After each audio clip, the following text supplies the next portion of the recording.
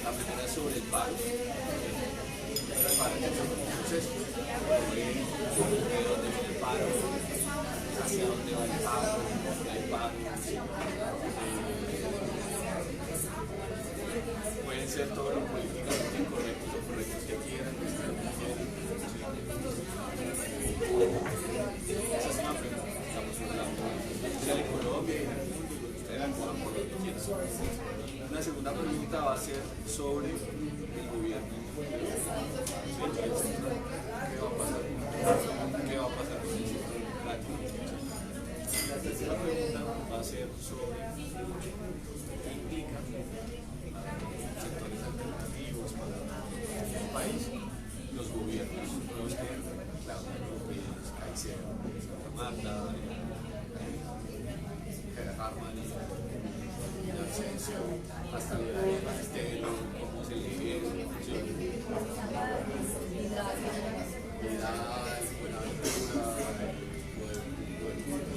no sabe hasta qué punto, digamos, la denominación que le como que imagina eso. Ahí te voy a preguntar.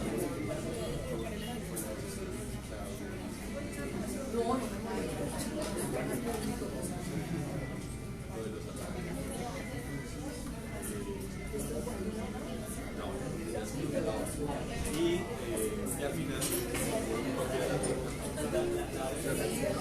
vamos a poner tu pregunta como un libro que le quieran recomendar a la gente, más en relación a vacaciones.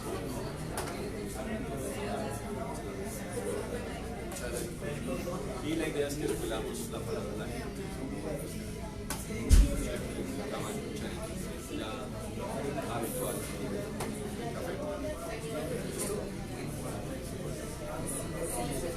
Bueno, muy buenas tardes, buenas noches para todos y todas. Les agradecemos que nos acompañen en este primer Café Esperanza del año 2020.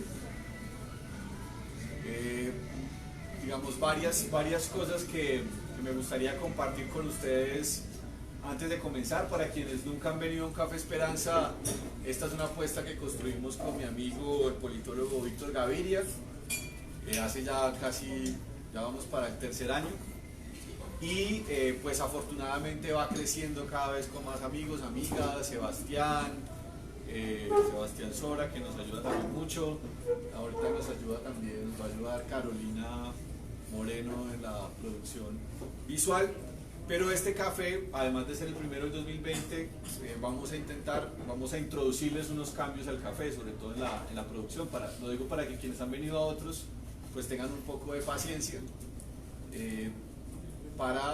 Necesitamos, digamos, su ayuda y su colaboración. Vamos, a partir del próximo café, a dejar de hacer la transmisión en vivo. Vamos solo a grabarlo para hacerle una producción, digamos, visual, una mejor producción visual y transmitirlo posteriormente ya una vez producido. También la disposición de las mesas en la idea de poder retomar como una conversación realmente, un café. El formato es sencillo, vamos a hacer una conversación en principio con Ángela María y con Alejandro sobre el 2020 y posteriormente pues les damos la palabra a ustedes para que pregunten, aporten, pues puedan hacer, digamos, también todos los elementos que quieran. Agradecemos por supuesto también a Andrea, que siempre nos acompaña, nos colabora. Aquí ya hay como unos, Patricia, o sea, aquí hay ya bueno, ya cuando uno empieza a nombrar gente queda mal, pero nos alegra que ya hay mucha gente que es seguidora o nos acompaña, digamos, o amigo y amiga permanente del café. Este café lo vamos a seguir haciendo cada 15 días en el Café Sama, aquí donde estamos, los jueves a las 6 de la tarde para que se programen. Hemos tenido la fortuna siempre de contar con amigos y amigas muy chéveres en los paneles. Agradecer al Café Sama que nos abre este espacio. También invitamos a que vengan, a que lo conozcan, lo promuevan. Este es un espacio que no nos cobra nada por estar acá. Promueve este tipo de iniciativas que consideramos muy importantes en la construcción de ciudadanías alternativas y críticas, y los invitamos a que pues consuman, se tomen una cervecita, un café, pues porque obviamente pues también es un negocio que necesita pues tener consumo y ganancias. Entonces bueno, ese es un poco el aviso, pues agradecerles a todos y a todas por venir de nuevo en este esfuerzo, que es un esfuerzo fundamentalmente colectivo de este Café Esperanza. Esto de cómo lo vamos a grabar y demás, seguramente por edición y producción vamos a tener que hacer algunas pausas en algún momento. Carolina nos indicará si habrá que hacerlo o no. No sé si, bueno, creo que ahí vamos en ensayo y error, ajustándolo y demás. Entonces les pedimos pues mucha comprensión por esos cambios, seguramente el tema de las mesas y demás, pero la idea de poder tener un diálogo como siempre ameno, tranquilo, crítico y constructivo. Entonces, no sé cuándo comenzamos. Ya está cosa. Bueno, muy buenas noches para todos y todas de nuevo, para quienes nos están viendo en la transmisión en vivo en este Café Esperanza. Mi nombre es David Flores. Presento este Café Esperanza, que insisto es una producción, una apuesta fundamentalmente colectiva de muchos corazones y mentes puestas en este ejercicio. El Café Esperanza del día de hoy tiene afortunadamente, como siempre, dos invitados, una invitada y un invitado de lujo. Nos acompaña Ángela María Robledo. Debo decir que me mueve un enorme afecto y cariño hacia ella, una admiración enorme. Voy a hacer aquí, la conozco hace muchos años, ahorita hablábamos por ejemplo del Cabildo en Cartagena hace muchos años, cuando 6.000 jóvenes no encontrábamos dónde dormir en la apuesta política que hicimos, la apuesta del Frente Amplio por la Paz, la apuesta cuando nos acompañaste siempre cruzando a la FEU, en el tercer congreso de la FEU. Recuerdo cuando cantaste en el León de Grave, yo vengo a ofrecer mi corazón. Bueno, en todas estas apuestas de paz y de transformación del país. Ella es una mujer feminista comprometida con la causa de las mujeres, pero también la transformación del país. Ha sido representante a la Cámara en 2 periodos, fue candidata a la vicepresidencia de la República con Gustavo Petro por la Colombia Humana, sacando la votación más alta de los sectores alternativos en Colombia, representando una esperanza de cambio y transformación en este país. Es una oportunidad también para expresar editorialmente desde este café un rechazo absoluto, contundente, a una decisión arbitraria, injusta, antidemocrática como fue la pérdida, esperamos momentánea, la curul de la paz, una curul que se obtiene por obtener 8 millones de votos, que se obtiene por un estatuto de la oposición que viene del acuerdo de paz, y que sentimos, Ángela María, te lo decimos, que eso es una afrenta al acuerdo de paz, a la democracia, y que cuentas con nosotros y nosotras en esa pelea. También nos acompaña Alejandro Mantilla. Él, debo decir que también lo conozco hace muchos años, fue casi mi profesor cuando ambos estábamos peludos. Él fue mi profesor de teoría del Estado de la Universidad Nacional. Él es filósofo, además hace parte del proyecto comunicativo La Siniestra, es analista político, es una persona, digamos, que también ha aportado siempre desde la teoría, desde la academia, desde la práctica de la transformación social en el país.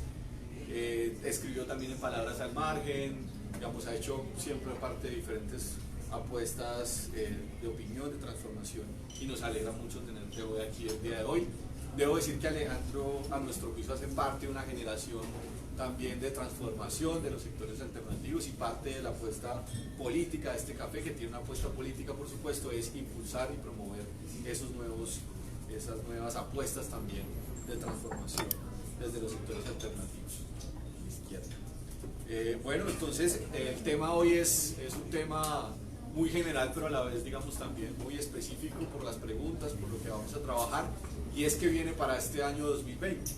Concluimos quizás un año 2019 absolutamente particular en la historia de nuestro país, marcado por supuesto, un gobierno nacional atacando la implementación del acuerdo de paz, las objeciones a la ley estatutaria de la JEP, un plan nacional de desarrollo pues, que no vincula esos elementos, pero también una ciudadanía muy crítica con el discurso de la guerra, una ciudadanía cada vez que, diríamoslo popularmente, le copia menos al discurso autoritario y al embrujo digamos, de la seguridad democrática, una movilización social enorme, seguramente la más grande desde el paro cívico del 77, una ciudadanía activa, participativa, deliberante en las calles, y por supuesto también pues la elección de gobiernos, diríamos, de corte diferente, ¿cierto? Ahí parte ustedes lo caracterizarán, algunos abiertamente de izquierda, otros que se denominan alternativos, otros de centro, como se autodenominan, pero que ciertamente implican una transformación en el mapa político del país, sobre todo en realidades locales. Tenemos alrededor de unos 11 mandatarios en ciudades capitales, además, alternativos o digamos, con apuestas diferentes, denominémoslo así, pero tenemos también una realidad local muy, muy rica, concejales, diputados, una cosa realmente muy interesante. Nosotros hacíamos cuentas de los 250 municipios PD, hay más o menos 280 personas elegidas entre concejales, diputados, alcaldes y gobernadores, jugados con la paz por lo menos, lo cual consideramos ya una apuesta de transformación importante. Parte de todo esto es lo que vamos a hablar el día de hoy, y comenzamos con el tema del paro, ¿no? Venimos de una jornada muy interesante, polémica por demás por diversos aspectos, hace 2 días, el 21 de enero, y ese es el primer tema, ¿cierto? ¿Cómo ven ustedes el paro para el 2020? ¿Qué lectura tienen de él? Nosotros y nosotras partimos de entender el paro no como un día en particular, sino como producto de una ampliación de la movilización social en Colombia, que viene en buena medida de la firma del acuerdo de paz, que se expresa en la consulta anticorrupción, que se expresa en los 8 millones de votos, que se expresa en el movimiento estudiantil en la calle, el movimiento indígena también con las ligas. O sea, no un paro como un momento que salió de la nada, sino que responde a un elemento, digamos, también de largo plazo, ¿sí? Hay gente que ha dicho, este puede ser el inicio de la transición política en Colombia, por ejemplo, ¿sí? O sea, puede ser el inicio de una transición política de un país polarizado, o más bien un país en guerra, por un país que pueda transitar hacia la paz democrática, con cambios, a una cultura política diferente. Bueno, está el tema del Comité Nacional de Paro, las críticas, bueno, todo eso, hacia dónde va, bueno, ahí hay mucha tela por cortar. Entonces yo le doy la palabra a Ángela María para que comience. Como por ejemplo está el tema de mujeres, ahí bueno, hay mucha tela para cortar. Le daría la palabra a ti para que comenzaras y bueno, se pueden interrumpir, interpelar o preguntar. Bueno, muchas gracias David, un gusto compartir con Alejandro, con quien nos encontramos en distintas oportunidades para conversar. Un gusto estar aquí con ustedes en este Café Sama, pues también qué bonito que estos lugares, este Paraguay que me parece maravilloso y mágico, y que a propósito del paro ha tomado un lugar simbólico maravilloso. Esto se ha cargado de yo diría, de una ciudadanía cultural, política, a raíz del tema de las movilizaciones maravillosas. Entonces me parece de verdad muy bonito estar aquí. ¿Qué siento yo frente a todo esto que ha pasado con lo que yo llamo un paro en movimiento? Que realmente esto no ha sido un paro, esto realmente ha sido, ha tenido algo de paro, sobre todo los primeros días de noviembre, en términos de que las ciudades en algunos lugares se paralizaron, las actividades laborales se paralizaron, pero creo que en la medida en que esto fue acompañándose de un cacerolazo que podía hacerse desde cualquier lugar de la ciudad, en cualquier momento, que fue para mí la expresión de resistencia desde cualquier lugar de las casas, de una resignificación de la cacerola, porque tú podías cacerolear en cualquier lugar frente a la represión que se vivió sobre todo en Bogotá y en Cali. Creo que esta movilización hay que leerla en clave de una ciudadanía que habita estos paros de manera distinta.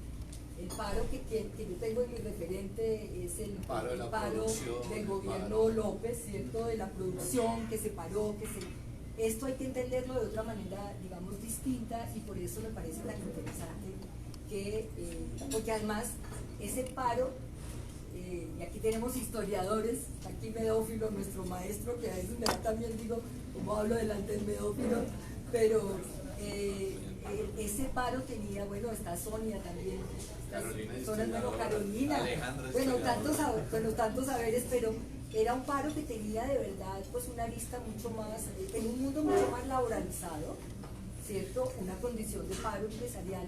Ahora lo que hay, ese paro en movimiento se fue llenando de colores, de diversidades, de demandas, que le ponen un enorme reto a cómo va a ser esa relación entre esta democracia directa que se despierta, que es un proceso que yo estoy de acuerdo contigo, David, empieza no solo con la firma del acuerdo, sino con la negociación. Recuerdo alguna conferencia con Alejandro Angulo en el CINEP que decía, en ese ejercicio que ha hecho el CINEP por tiempos, por décadas, de los movimientos sociales, cómo esto empieza a mostrar la enorme diferencia entre la seguridad democrática de Uribe y cómo con la negociación de La Habana empieza a aumentar la participación. Eso me parece que ambienta el proceso, la agenda de la apertura política, que es el segundo punto de la agenda, lo que dices tú, las elecciones del 2018, la consulta anticorrupción, que fue moviendo el tema de la abstención en un país que había quedado grabado, lo que decía un poco Camilo Torres, buen hijo, buen hijes, ellos escrutan, que llevó a que un sector muy amplio popular no creyera en el voto, no creyera, y creo que un hito también, y en eso coincido contigo, para las movilizaciones son las elecciones de octubre. Yo lo siento como un aliento, como un oxígeno para lo que pasa, y un poco una expectativa de qué va a ocurrir. Las mujeres y el paro. Bueno, las mujeres y el paro hemos tenido, y vengo de una reunión en la Casa de la Mujer respecto a qué significa para las mujeres enfrentar un movimiento sindical que ha sido absolutamente patriarcal, y ha tocado moverse de sus reivindicaciones iniciales para la movilización, y reconozco el foro, el rol que jugaron los estudiantes y los sindicalistas en la movilización del 21, pero ellos también tienen que sentirse estrujados respecto a lo que está pasando. Entonces, las mujeres... ¿Tú crees que la interpelación no es solo al movimiento sindical, sino al movimiento estudiantil también? Claro, al lugar de las mujeres, y qué sectores de las mujeres están representados en la mesa de paro en este momento. Está un sector sindicalista de mujeres que se han peleado en su lugar, está un sector de mujeres que han trabajado por la paz, con, digamos, una clara vinculación con movimientos políticos, no lo digo con un pero me parece fundamental, y estamos las mujeres feministas. Y lo que se discutía hoy era cómo esa agenda de mujeres que interpela incluso el mundo laboral, que interpela el mundo de las universidades, que interpela el mundo de los partidos, hoy llega a interpelar de manera directa al movimiento sindical y al movimiento estudiantil. Entonces, diría esto es un paro, un movimiento, algunos lo llaman un estallido social, Alejandro nos podrá decir, otros dicen un despertar ciudadano.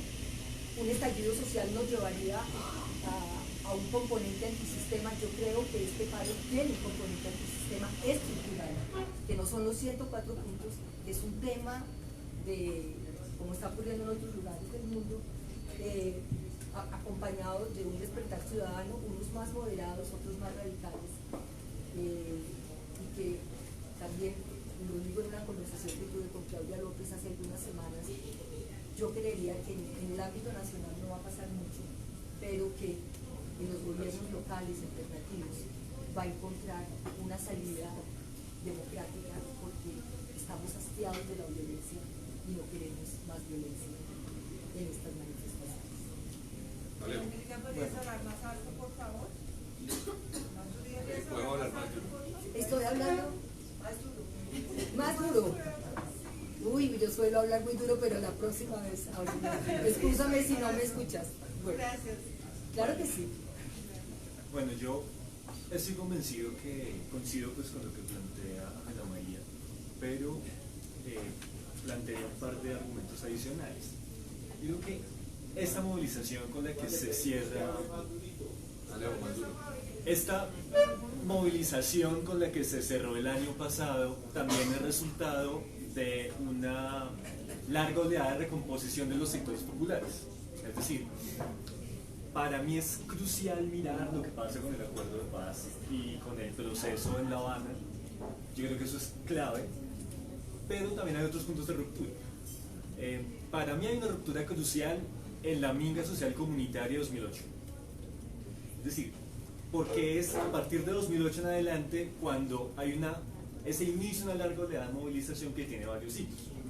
Por ejemplo, la MAN en el 2011, el paro estudiantil de finales de 2018, 3 paros agrarios en 2014, 2013, 2014, 2016, el paro cívico de Chocó y de Buenaventura en 2017, que fueron paros de un mes con millones de personas participando. Entonces, ¿qué encontramos? Algo muy interesante de recomposición de esos sectores populares con una gran capacidad de movilización que logran superar la larga noche del paramilitarismo de los 90 y el gobierno Uribe. Porque en últimas, Uribe termina sus 2 periodos presidenciales en picada. Y es el final del gobierno Uribe el que enfrenta, digamos, ese primer momento de recomposición.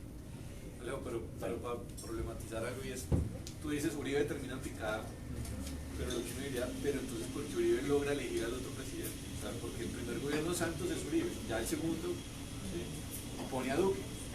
Esa es la verdad. Hay varias razones. Primera, no necesariamente hay una correspondencia entre las dinámicas de movilización y las victorias electorales. ¿Sí? En algunos casos en lo local sí, uno puede decir que el triunfo de esas alcaldías alternativas en Villavicencio, en Bogotá, en Buenaventura, están muy ligadas a dinámicas de movilización. Pero lo que ocurre, digamos, con la victoria de Duque tiene que ver sobre todo con la incapacidad de juntarnos, los sectores alternativos, en la segunda vuelta, porque igual hubo, digamos, un peso fuerte del voto en blanco, y el miedo al castrochavismo y la lógica de las fake news que necesariamente impactó en muchos sectores de clase media, sobre todo que, digamos, se espantaron con la posibilidad de que hubiera una especie de crisis con el fantasma venezolano y todo esto. Pero yo sí insisto en que lo que estamos viviendo en este momento, en el 2020, solo podemos entenderlo en perspectiva de larga duración. Por otro lado, a mí me parece que, frente a lo que decía Ana María, hay unas dinámicas de cambio generacional muy importantes. O sea, mucho del estallido popular es un brote centenio. ¿Sí? Y ahí hay mucha esperanza por haber muchas preguntas. Y luego por una razón.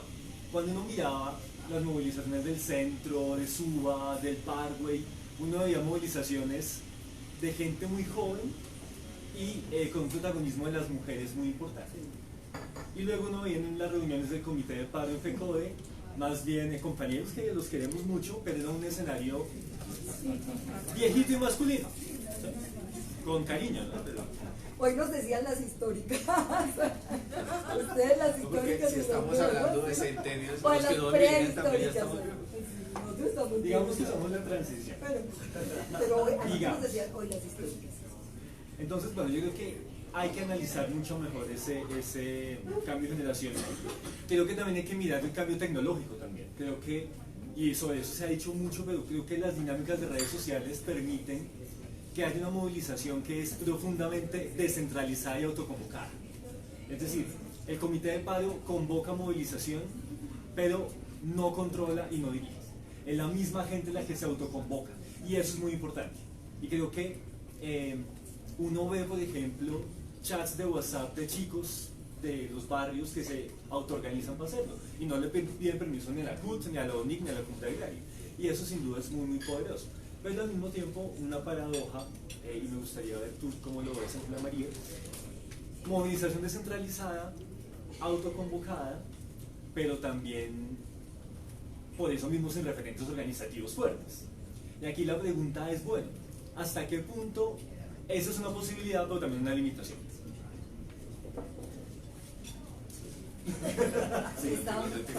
No, me tiraste una pregunta bien difícil, pero fíjate que estábamos hablando cuando llegué aquí con un grupo de personas compartiendo un poco nuestras experiencias, y hacíamos, en mi caso hacía referencia a la Colombia humana. Esa pregunta que tú estás haciendo es la pregunta que en su momento nos hicimos nosotros como movimiento político, como partido político en Colombia Humana, y era cómo íbamos a recoger después de esa campaña tan hermosa que permitió acoger las agendas desde las más ancestrales, como la de los indígenas, los pueblos afro, los campesinos, hasta todas estas agendas de los millennials y los centennials, ¿cierto? ¿Cómo se iba eso a estructurar sin ahogarlo, sin quitarle esos colores que tenía? Y entonces el reto era entre mirar partidos con unas estructuras absolutamente jerárquicas y envejecidas, digamos casi que pétreas, ¿sí? Pétreas. Y por el otro lado, estas otras, valga la expresión, y por el otro lado, esta emergencia de exigencia de algo mucho más horizontal. ¿Y qué se encontró? Operar como nodos. Fue digamos, el núcleo de los estatutos de Colombia Humana, con un enorme reto, y era cómo hacerlo. Y el reto está pendiente. O sea, yo creo que los estatutos quedaron muy expresados, pero cuando ya entró Colombia Humana en el reto de octubre, se estrelló. Primero, creo, con una normatividad electoral que no te permite tener estructuras más en movimiento que partidos. Y eso es una realidad normativa. Pero creo que también con unas prácticas de una parte de quienes integran Colombia Humana que le exigen a Gustavo Petro comportarse como caudillo, ¿sí? Cuando Gustavo, yo lo vi en el tiempo que trabajé con él, jalando para que esto fuera mucho más horizontal, y con una realidad en las asambleas de los departamentos, que cuando se hacían, encontrar la interrelación entre los núcleos y los temas, fue muy difícil encontrar un núcleo común. Digo lo de Colombia Humana porque pienso que es el reto que tiene un poco ahora la movilización del país. Hay cientos de agendas, cientos de reivindicaciones, modalidades de convocatoria, pero la dificultad de encontrar un núcleo político duro es el reto que tenemos. Yo creo que en Colombia Humana es el reto que hay, no sé si se logra, y en el paro, o el movimiento, el comité del paro, lo tiene el 30 y el 31, tienen su reunión. Hay una reunión que han llamado nacional de evaluación, de perspectiva y de agenda. Creo que va a ser muy interesante hacerle seguimiento a esos 2 días de trabajo para mirar metodológicamente, porque creo que el asunto es muy de los cómo vamos a organizarnos. Entonces creo que ahí tengo yo también mi gran pregunta de la ubicación política y de ese proyecto de Colombia Humana. Vuelvo y digo que no es Gustavo Petro, que es un proyecto que tiene que seguir vigente, pero que no se puede manejar desde una condición Tenemos que, caudillista. pasando, bueno, toca seguirnos moviendo en los diferentes temas, pero recoge uno que en buena medida este reto que tiene el paro, decir, hay unos sectores claramente organizados por su misma condición material, los sectores sindicales tienen claramente sus elecciones, el movimiento estudiantil con unos retos también internos, digamos, y niveles de organización tensiones, ¿no? y tensiones también diferentes, el movimiento indígena campesino con unos referentes organizativos más o menos estables, pero una ciudadanía que difícilmente está organizada, ¿cierto?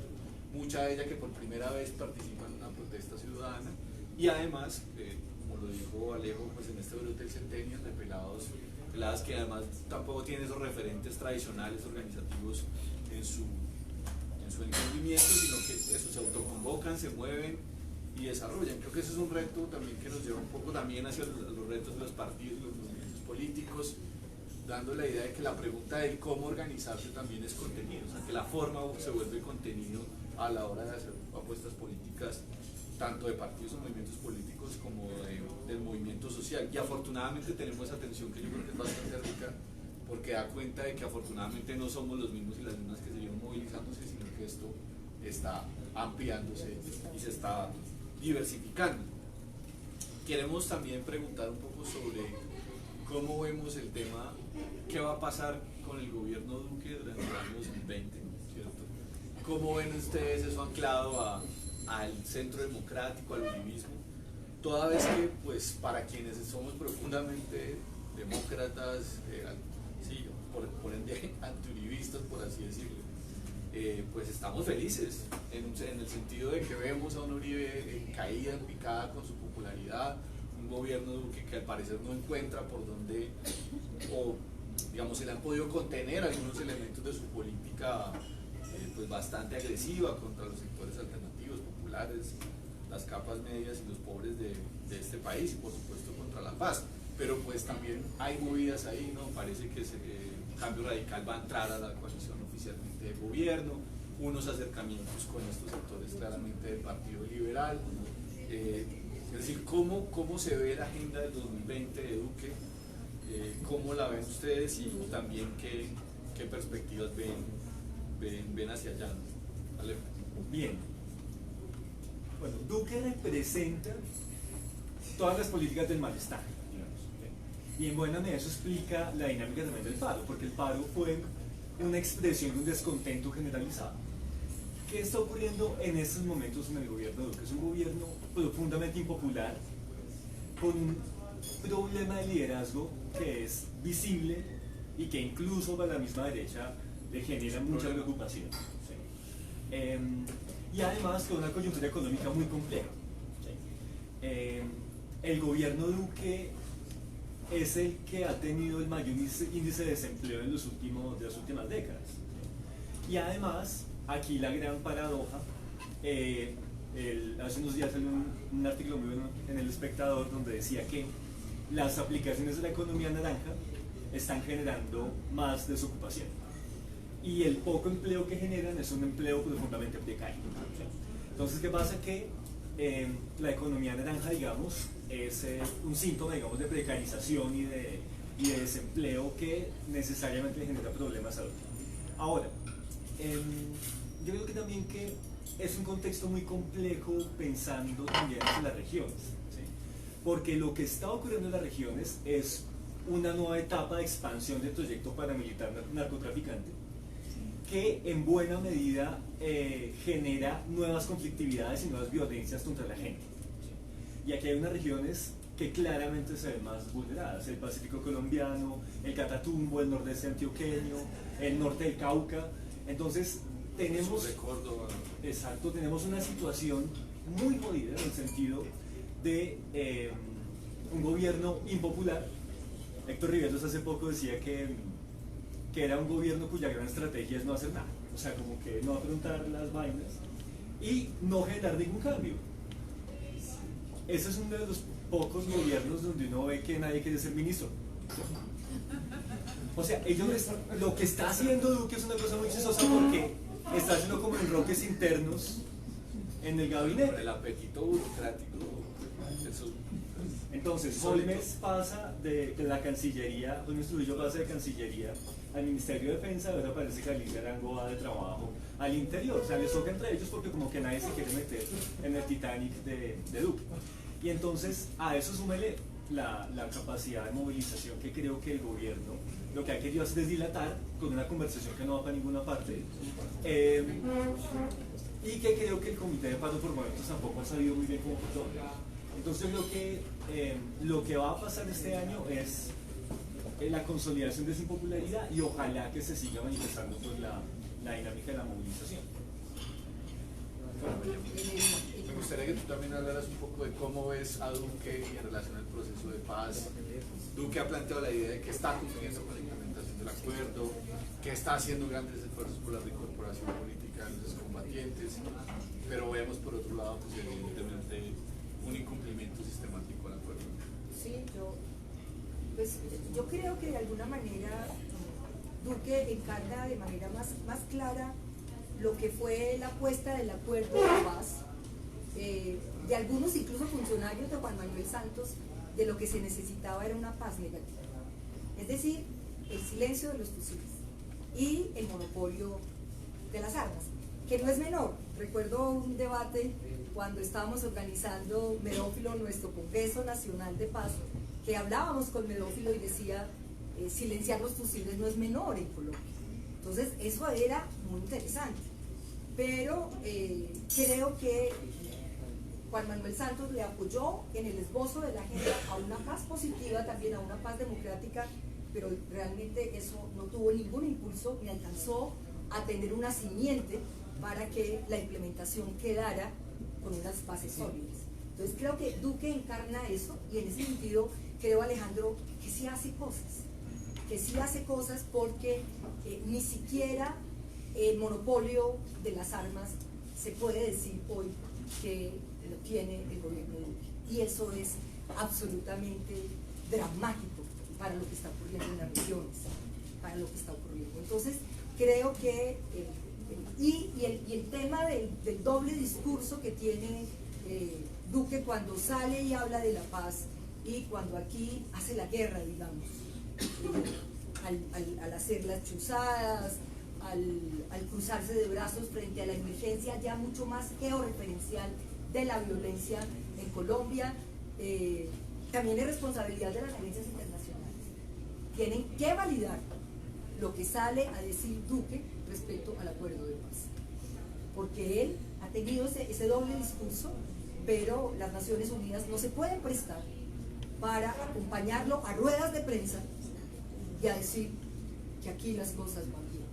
Entonces también es una crítica. El último informe de la misión No, validador absolutamente. Y la verificación, o sea, me parece que Naciones Unidas ha cumplido un rol muy importante, pero es el momento, o sea, yo extraño a un Tom Hopland, sinceramente, yo extraño a un Bernot respecto a, en medio de un ejercicio de la diplomacia internacional, decir un poco lo que está pasando. Entonces, eso hay que decirlo y claro.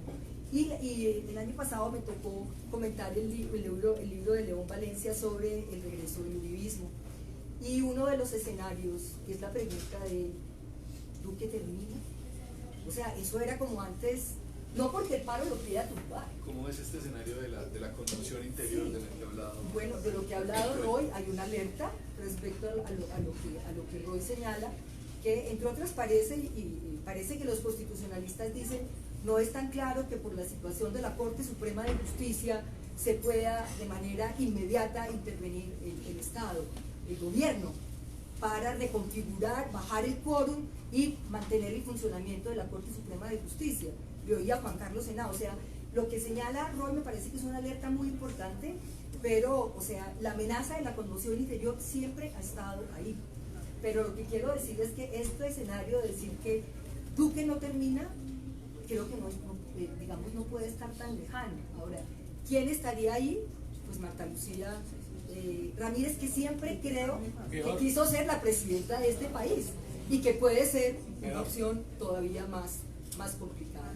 Pero compartes la idea de que hay unos sectores de derecha del establecimiento que quieren sacar a Duque y poner a... Claro, porque yo voy a espacios de opinión, a programas de opinión, donde invitan a algunos de ellos, no lo dicen al aire, pero mientras nos tomamos el agüita, lo señalan. Es decir, ahí hay dificultades de gobernabilidad para Duque dentro de su mismo partido, pero que creo, y es lo que nos muestran como otros ejercicios en el mundo de gobernantes, nada más complicado que un gobernante débil.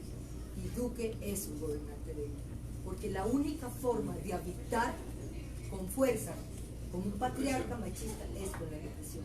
Entonces, esa es una alerta que tenemos que tener y que creo que es una alerta para lo que está ocurriendo en la calle. ¿Y qué pasa? Vienen estos gobiernos, vienen estos gobiernos locales. Lo que ocurre el martes en Bogotá, más allá del paro, es un pulso entre la forma como Claudia López, con todo el cuestionamiento de los protocolos y no sé qué, pero la manera como Claudia visibiliza, enuncia y nombra la protesta social, y la manera como Duque la nombra. Es decir, este pulso entre lo nacional y la más visible, que es Claudia, pero igual en Medellín se dio, igual en Cali se dio, igual en Cartagena se dio, eso va a estar ahí todo el tiempo, y pues yo creo que es ahí donde nos vamos a preguntar cuál es la posición nuestra de los sectores democráticos alternativos respecto a estos gobiernos, unos más de centro derecha, otros más de izquierda, de centro izquierda, más de izquierda. ¿Cómo vamos a actuar ahí? ¿Cómo vamos a apoyar? ¿Vamos a salir a atacar? Yo creo que esas son preguntas políticas que nos tienen que hacer. Y esa es precisamente la pregunta que sigue. O sea, la pregunta que sigue tiene que ver con cómo entender y los retos que significa para quienes queremos cambiar este país estos nuevos gobiernos, porque son variopintos también. Digamos, una cosa es el gobierno de Harman en Villavicencio, otra cosa es la gobernación de Caicedo en Magdalena, lo de Birma en Santa Marta, otra cosa creo yo es Claudia López, ¿cierto? Pero también descontentos ciudadanos como lo que pasa en Cartagena, que lo capitaliza alguien que llega con una agenda anticorrupción, dado lo que vemos en Cúcuta, por ejemplo, que no es menor, pues en una ciudad controlada abiertamente por el paramilitarismo. Esto genera un reto muy, muy grande, ¿no? Porque este tipo de tensiones de cómo, por ejemplo, enfrentar gobiernos alternativos, pues ha sido motivo de rupturas de muchas organizaciones, por ejemplo, políticas, de movimientos sociales. Bueno, estamos más cerca o más lejanos del gobierno, qué aceptamos, qué no aceptamos. Entonces yo quisiera como preguntarles en tres vías, como qué representan estos gobiernos para el 2020, para la gente en general, para el país en general. ¿Qué significan para estos elementos que hemos hablado de la movilización, por ejemplo? Ayer en el Comité de Paro en Bogotá se preguntaba, bueno, ¿vamos a hacer pliego local? ¿Vamos a negociar algo con Claudia o no? ¿O es solo una negociación nacional? ¿Cierto? Pero ¿qué implica también para las apuestas alternativas? ¿Cierto? Sabemos que este es un momento como de mucha incertidumbre en el campo alternativo y izquierda, como de qué viene, para dónde va. No es menor, pues sabemos obviamente lo controversial, los ataques, también yo creo que no solamente había un debate, sino descalificaciones por la decisión que tomaste de respaldar a Claudia López. Digamos, ¿cómo ven eso? ¿No? Y también me gustaría como desde el plano personal cómo lo han sentido, ¿no? Porque también uno se siente a veces difícil. Entonces pongo un ejemplo de Claudia en Bogotá. Entonces un día Claudia dice no voy a urbanizar la bandera y uno dice muy bien, pero al otro día dice voy a hacer Transmilenio por la 68. Entonces, ¿sí?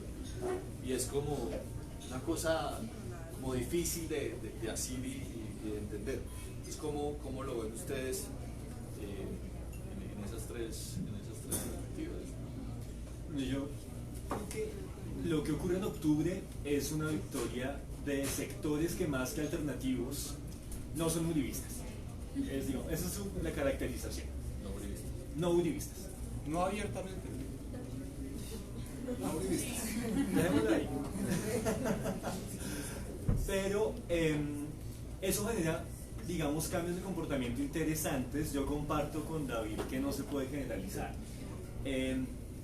Digamos, una cosa es el gobierno de Felipe Harman en Villavicencio. Felipe, que es un hombre que es de izquierda, que viene del polo de la Colombia humana, que estuvo en todas las peleas contra Pacífico y Rubiales, o sea, un hombre, digamos, formado en los sectores populares de izquierda. Otra cosa es alguien como Claudia López, que por ejemplo defiende el monopolio de la fuerza por el Estado, y una visión un poco muy a veces conservadora de la seguridad. Otra cosa es Víctor Hugo Vidal en Buenaventura, que viene de las comunidades negras. Entonces ahí, digamos, hay vainas muy distintas. Bueno, Julián Conrado, un excombatiente por Conrado. primera vez. Turbaco. El cantante. Cantante de La Paz. Y entonces yo los caracterizo como no uribistas, puntos suspensivos. Saludos.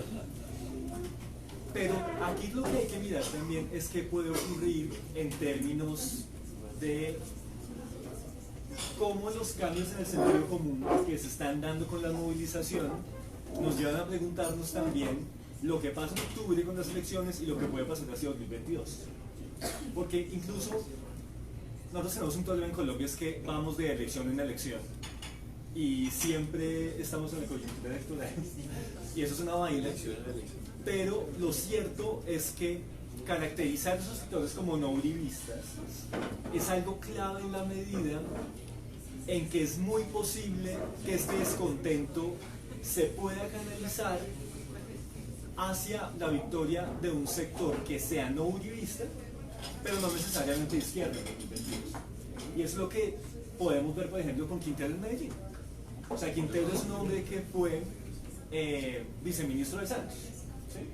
Que fue conservador, liberal, partido del tomate, un poco de eso, un poco de aquello, y que, digamos, liderazgos de ese perfil son los que se podrían posicionarse en 2022. Para mí, la pregunta sobre los O sea, ¿tú crees mandatos... que estamos más cerca de un gobierno, digamos, de una transición tipo centro, ¿cierto? Que más que una transición hacia la ruptura o hacia la izquierda? Yo veo un riesgo, más que una tendencia, porque es muy posible que este descontento generalizado se lea como un descontento no antimodelo, no antineoliberalismo, sino antiuribista. Que gane cualquiera que no sea uribista. Eso es un riesgo. Incluso pensemos los nombres que están sonando. Un Alejandro Gaviria, que ya lo están graduando de candidato presidencial. De la Universidad. Alejandro Gaviria es un tipo que es un demócrata, pero es un neoliberal por convicción. ¿Sí? Hay dos tipos de neoliberales, de conveniencia y de convicción. Los de conveniencia es porque ganan más plata, los de convicción es porque realmente creen que el mercado se autorregula, etc. Y entonces ahí tendríamos un posible, digamos, riesgo hacia 2022. Ahora, ¿qué retos tienen los gobiernos locales? Yo creo que, insisto, es muy difícil generalizar, pero creo que necesitamos, y Ángela María lo decía hace un rato, un tipo de gobernabilidad alternativa. ¿Sí? Y yo creo que hay que mirar mucho hacia Villavicencio, hacia Buenaventura, hacia Turbaco, porque lo que pasa con Claudia es, recordando esa vieja obra, un paso adelante, dos pasos atrás. Un paso adelante, dos pasos atrás. Pensando que su merced decía ahorita, David, como, no, chévere la Van der Hamen, al otro día protocolo, y a las 4 horas mandan el SMAD, entonces es como una cosa súper fregada, una esperanza pues que hay una mujer además lesbiana, digamos, en la alcaldía, pero conservando el gerente del metro con un secretario de Hacienda abiertamente neoliberal. Entonces ahí, digamos, va a ser eso? una seguridad que tiene una visión muy conservadora de la seguridad. Entonces pero ahí como se antequera en memoria, entonces es como... un paso adelante, dos pasos atrás. Se parece. Yo creo que estoy de acuerdo que quizá esa es la riqueza de lo que pasó en octubre. Hay una diversidad entre quienes llegaron, estamos hablando de los alcaldes, de algunos gobernadores, pero lo que ha pasado en los consejos, en alcaldías municipales, lo decías tú en la introducción, de algunos de los lugares, de los planes de desarrollo territorial, que van a tener un enorme reto, porque parte de lo que hizo Archila en su tarea es que en los consejos anteriores, para el gobierno desmontarse de la responsabilidad de los PDTs, fue haber logrado que los consejos adoptaran el compromiso de los PDTs a nivel de los municipios. Entonces van a tener un reto enorme en estos lugares de los PDTs, porque prácticamente el compromiso del gobierno, se lo oía Camilo González, queda en 16 planes de desarrollo territorial que son interregiones, que es donde van a poner la mayor apuesta del gobierno. Y además los cruzan con algo que en la Con ley el de tema orden de público, infraestructura. y con la ley de orden público De vías. que pone Bueno, y zonas de las intervención. famosas zonas futuras. Entonces, lo que quiero decir es que hay una diversidad que hay que hacerle seguimiento y que si estamos cansados de las hegemonías impuestas, pues bienvenida esta diversidad.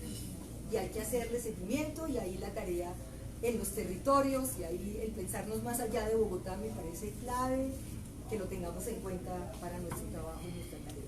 Y yo sí creo que desde ahí, yo que he salido a algunos lugares, poquito porque el año pasado fue demasiado duro, pero he empezado, incluso estuve en Medellín y yo siento que hay, la política también se vive de lo que hay, de emociones, de lo que se siente y hay una emoción de que aquí algo está cambiando. Y entonces a nivel de esa percepción yo creo que algo estamos sintiendo. En Medellín dice, estuve en EAFID y unos muchachos de EAFID donde había ido en campaña me decían, estamos cansados del discurso del odio, estamos cansados de seguir hablando, seguir oyendo hablar de Álvaro Uribe y de los... Entonces yo creo que ahí hay esas nuevas generaciones que están permitiendo y que en términos de país hay una perspectiva para seguir. El tema de la movilización y lo local, yo sí creo, y lo decía al inicio, que estos gobernantes, hombres y mujeres, o de toda la diversidad que tenemos, deben encontrar en la forma como se tramitan los planes de desarrollo, salidas para las reivindicaciones que hay en los territorios. O sea, el tema es, la movilización es nacional, pero hay temas como Bogotá, como el tema de la educación, el tema de la salud, las ciudades cuidadoras, no las ciudades de la seguridad, las ciudades cuidadoras, el tema de la generación de pensar el empleo como un tema que tiene que ver con lo local, no solo con lo empresarial, sino con lo local. Yo creo que es una oportunidad. Y ahí sí mezclo, dentro de las competencias que hay, la posibilidad de que estos gobiernos locales en los planes de desarrollo puedan ir acogiendo toda esta efervescencia y estas exigencias. Implementar elementos del acuerdo de paz, que son obligaciones Bueno, también para que ellos. además les quedó. Y pues sobre el tema de lo alternativo, pues yo estoy de acuerdo. Pero es que ¿qué es alternativo en Colombia después de todo lo que hemos vivido? Pues salir de alguna manera a decir que queremos fortalecer lo público. Eso es alternativo frente a lo que tenemos. ¿Alternativo qué es? Decir, vamos a retomar en el tema de la salud lo que significó experiencias como la de Bogotá de territorios saludables. Queremos en el tema de las mujeres que ese sistema de cuidado es el que reconoce y debe generar mecanismos de redistribución para que las mujeres tengamos una forma distinta de habitar lo doméstico y poder tener tiempo libre. Eso es un elemento fundamental que hoy tenemos en la vida. Y eso parecen pequeñas cosas, pero son las fisuras que vamos haciendo frente a lo que está ocurriendo. Y el tema de Claudia, pues sí, yo sé que es difícil. Cuando yo y este grupo de mujeres, estamos aquí, María, ¿cuántas veces nos reunimos? Nos estrujamos, dijimos qué vamos a hacer, vamos a apoyar. Pero mirando los 4 programas, realmente Claudia era la mujer que acogía una visión y una perspectiva femenina, no solo por ser ella mujer, ¿no? ella es una mujer lesbiana, un cuerpo de mujer que se reconoce, no soy feminista, pero acogió muchos de los temas que nosotros planteamos. Entonces, ¿cuál es el reto de Claudia? Yo creo que para Claudia no va a ser fácil,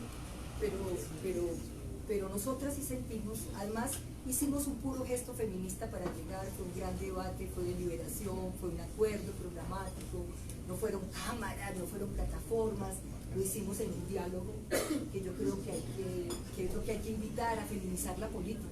Estamos cansados de los discursos, queremos de pronto cosas que muevan transformaciones a nivel micro, a nivel meso y a nivel macro, que es la forma como podemos ir transformando este país. Y creería incluso, mira, que frente a Alejandro Gaviria, yo oía una bella entrevista que le hizo José Antequera a Iván Cepeda sobre lo que significó para él la cercanía con la muerte. Yo creo que Alejandro Gaviria también lo tocó la muerte. Yo creo que Alejandro Gaviria hoy es un personaje distinto, pero por decir que es un nombre más dentro de lo que va a estar y a ocurrir. Entonces, yo veo con la enorme dificultad de todo lo que está pasando, que es una oportunidad, como lo dice Zener, para estar juntos y juntas, ¿sí? En ese texto de Boaventura de Sousa, Izquierdas del Mundo Mío, hace una cosa que parece como tan elemental, pero dice, después de mirar todo esto y de mirar de manera particular la experiencia de Portugal, que encontraron un mínimo político, pero un mínimo que afectó y tocó la vida de la gente, la cotidianidad de la gente, que las mujeres sabemos eso, cómo es el ingreso, el sistema de cuidado. lo del empleo, lo del sistema de cuidado, lo del ingreso, lo de lo público, y lograron ponerse de acuerdo en una agenda. Y hoy enfrentaron las políticas de la austeridad, enfrentaron los megaproyectos. Entonces creo que hay esa posibilidad, hay esa perspectiva, y tenemos que aprender de los indígenas. Tú empezaste con la minga. ¿Qué es la minga? Nos enseñaron los indígenas. Pues estar abierto, tener logros que solo colectivamente se logran, y saber que esto es largo, que es un proceso largo. Y yo creo que estar abiertos, y frente al tema, pues nos toca a Claudia, ¿cierto? Estar muy alertas. Dijimos que íbamos a hacer como Fabiola Lalín, operación civil. Vamos a documentar, pero una cosa bella que dice Fabiola Lalín, que en estos días estoy haciendo un texto para Claxo y leía y decía, pero es que olvídense, es que siempre pensamos que salir a la calle somos bravos, no hay que perder la alegría. O sea, Fabiola Lalín hizo esa tarea civil cotidianamente buscando su hijo hasta que lo encontró, a Luis Fernando, y lo pudo enterrar, y volvió su lucha una lucha política. Entonces yo creo que esa operación civil, que yo invito a que hagamos con Claudia, la hagamos con alegría, porque también cuando oigo a Fabiola, en un hermoso video, ella dice, siempre reconocí que había acciones que me devolvían la esperanza, a propósito del café de la esperanza. Entonces yo también creo que démosle a Claudia una oportunidad. Llegar allá ha sido muy difícil, démosle una oportunidad, pero estemos alertas. Yo creo que de eso se trata toda esta ciudadanía que despierta y que está en las calles habitando esta Bogotá de muchas maneras. Bueno, digamos que también en esta apuesta, como tú lo decías, de entender que la política es una emoción política también, o que la vivimos desde las emociones, que sentimos seres sentipensantes, también parte de lo que queremos motivar las reflexiones sobre el estado del bienestar de las personas. Y queremos preguntarles por ustedes. La última pregunta es, creo que queremos saber qué viene este año para Ángela María, para Alejandro, qué proyectos tienen, qué miedos tienen, qué angustias, felicidades tienen, lo que nos quieran contar. Un trago para esa mesa. Sale de Bogotá. En mi tierra dirían una guardia. De Dinamarca no sale. No, de verdad queremos saber eso, qué viene para ustedes, qué proyectos hay, qué sueños hay, que quieran compartirnos. Y bueno, también le hemos dicho a quienes nos han acompañado en el café últimamente, pues que nos recomienden una lectura, un libro, una serie, bueno, que sea como de utilidad para afrontar este 2020 para quienes estamos aquí el día de hoy. Pero eso es una pregunta bien difícil que viene. Pues yo vengo de un año muy difícil, fue durísimo, un año de duelos. Se murió mi madre de 90 años, hermosísima, una mujer bellísima. Bueno, la curul de la paz. Bueno, muchas cosas. Duelos por Colombia Humana. Unos duelos muy grandes, pero yo creo que eso hay que resignificarlo. Y entiendo que esta es una frase que decía mi viejo Federici, hay que codividir el dolor, y codividir el dolor es volverle una acción política. Y todo esto tiene que ver con la política. Esto pasa, pues la muerte de mi madre pero mi madre me marcó. Mi madre fue la primera feminista en Manizales sin saberlo.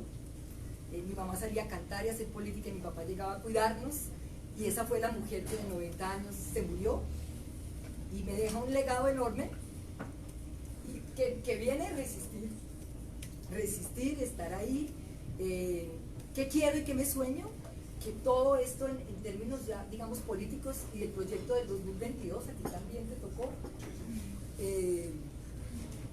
es que podamos hacer, yo me imagino una gran concurrencia, llamémosla, yo no sé si alternativa, lo que usted, un nombre que nos mueva, un nombre que nos mueva, que hay que buscar, ustedes se llaman así, un nombre que nos mueva y que nos permita sentarnos a conversar y decir cómo queremos llegar al 2022, incluso hacer una consulta más allá de los partidos y después meternos a la lógica de los partidos, pero yo creo que eso hay que prepararlo y hay que prepararlo en clave intergeneracional y hay que prepararlo con todos estos grupos, un enorme reto, esa es una agenda.